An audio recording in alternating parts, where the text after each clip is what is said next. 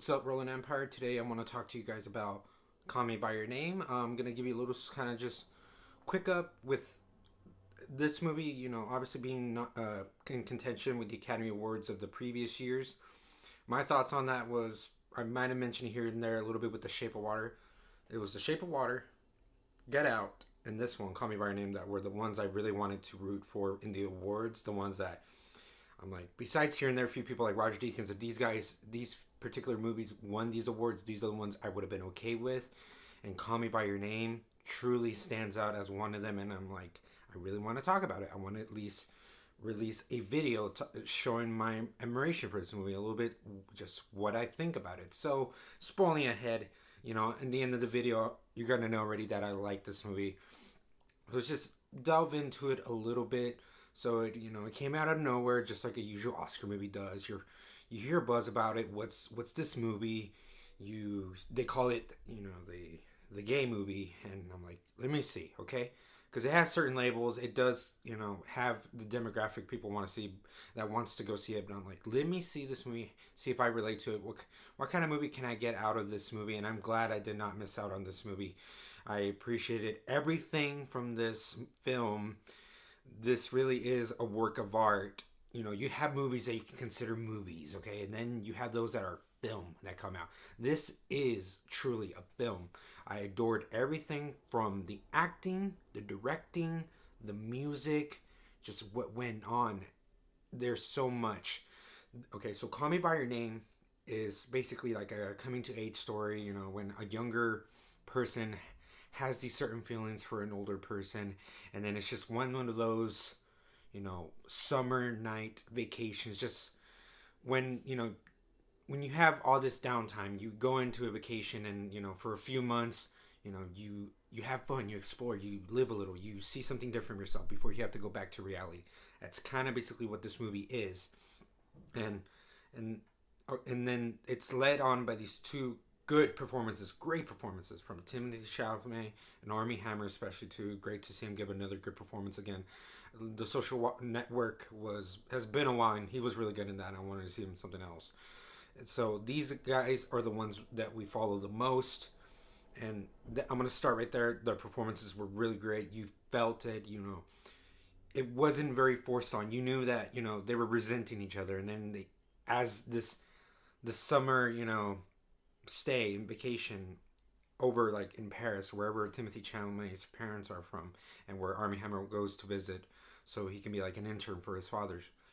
That when that all goes down, you believe something did blossom through all that. Who would expect that these two would come together and have a romantic relationship, but it did, and at least it makes you pay off. Like, you go through these certain journeys with them. One takes out the other one because he's new to the place, but then really it's the other one that's teaching him so many things. And as at first starts out as a fling, it becomes more than that, and then you can tell how much it shows through their acting, how their passion is, how they pursue one another.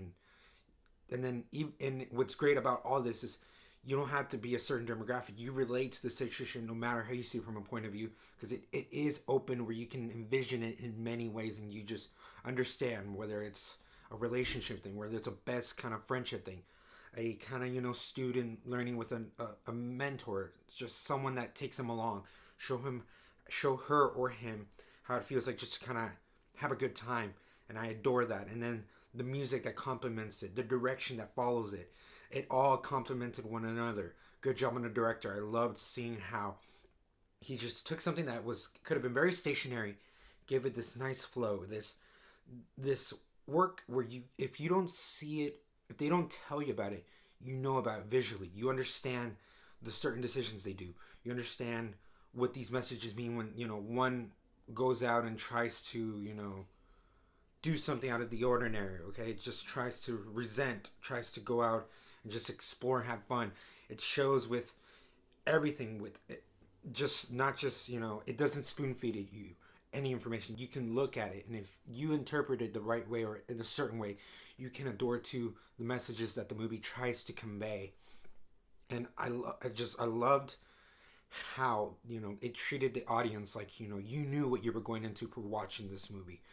And it was great all around. This is a movie I understand not everybody else to see because it might be a soul burner, but if you adore, you just adore the themes of it. You adore how cinema gets, you know, intact with the acting and shows you, you know, the more messages, you know, what could be on going on here, and you get that.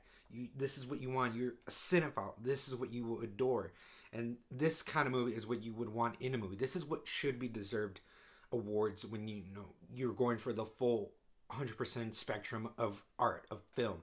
And I appreciated just how much it didn't leave anybody out. You were able to see this movie how, you know, with your own eyes, how you could see and just adore, you know, what the movie was just trying to tell you. So those are my thoughts for Call Me by Your Name. What did you guys think about it? Did you guys not enjoy it as much? Did you guys love this movie too? Was it your top consideration for the Oscar awards? It came out specifically for that. Let me know all this in the comments below. And as always, Rolling Empire, laugh, smile, repeat.